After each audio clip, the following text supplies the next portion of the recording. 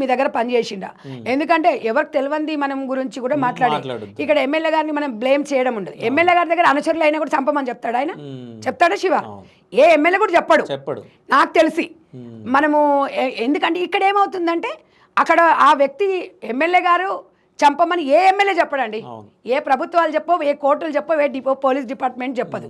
కాకపోతే ఏంది శివ అంటే మనం అక్కడ వాట్ ఈజ్ వాట్ అనేది తెలుసుకుందాము, వానికి శిక్ష పడే విధంగా చూసుకుందాము, వాడు బయటికి రాకుండా చూసుకోవాలి మనం. సో అంటే వైష్ణవికి జస్టిస్ కావాలంటే మీరేం కోరుతారు? అంటే వాడిని ఏం చేయాలంటారు? వాడిని యావజ్జీవ కారాగార శిక్షణ అన్నబడాలి, ఉరి శిక్షణ అన్నబడాలి. ఈ రెండిట్లో ఏది పడ్డా సమ్మతమే. లేకపోతే ఇక్కడ అమ్మాయి ఆత్మకు శాంతి ఉండదు. కాబట్టి ఇక్కడ చాలామంది యూట్యూబర్స్ కూడా ఆవేశంతోనే ఉన్నారు. మనం కొంచెం సమన్వయం పాటించి మనకు 100% లేట్గా అయినా కూడా మనకి మంచి రెస్పాన్స్ వస్తుందని మనం ఆలోచిద్దాము. ఎందుకంటే పోలీసు వాళ్ళు చేతగాని వాళ్ళు ఏం కాదు. శాంతి భద్రతల విషయంలో ఒక అడుగేస్తున్నారు, వెనకకేస్తుండొచ్చు తప్ప కానీ మనకు నమ్మకం కలుగుతుందని. కానీ చాలామంది ఇక్కడ ఒక్కటే, ఏ ప్రాణమైనా బీదోడైనా గొప్పోడైనా ప్రాణం ప్రాణమే. అది మాత్రం నేను ఒక మదర్ ఫౌండేషన్ చైర్మన్గా నేను చెప్పగలుగుతా. ఆ విషయంలో వెనుకకు పోయేది. మనకు న్యాయం జరగనప్పుడు చూద్దాం.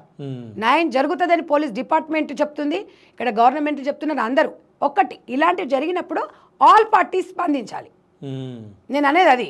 ఇప్పుడు అధికారంలో మనమే ఉన్నాము, మనమే స్పందించాలని కాదు. అధికారంలో ఉన్న అధికారం లేకపోయినా మాజీ అయినా ఏదైనా ఎవరైనా, ప్రజా సంఘాలైనా మహిళా సంఘాలైనా ప్రభుత్వమైనా ఎవరమైనా ప్రతి ఒక్క విషయాన్ని మనం అందరం కూడా చర్చించుకోవాలి. అవసరం ఇప్పుడు ఆసన్నమైంది. ఇవాళ వైష్ణవి ఇంట్లో జరిగింది, రేపు మీ ఇంట్లో జరగవచ్చు, రేపు మా ఇంట్లో జరగవచ్చు, రేపు ఎదురింటే పక్కింట్లో జరగవచ్చు. మన ఇంట్లో జరుగుతూనే మనం చర్చించుకోవడం కాదు. ఒక చర్చ అనేది ఇవాళ ఒక ప్రాణం గురించి, ప్రాణం విలువ గొర్రెలం కోసినట్టు ఎట్లా కోస్తున్నారు ఇవాళ, ఏంది ఎట్లా పడితే అట్లా. దాన్ని మనం చర్చించుకోకపోతే ఎక్కడ పోతాం?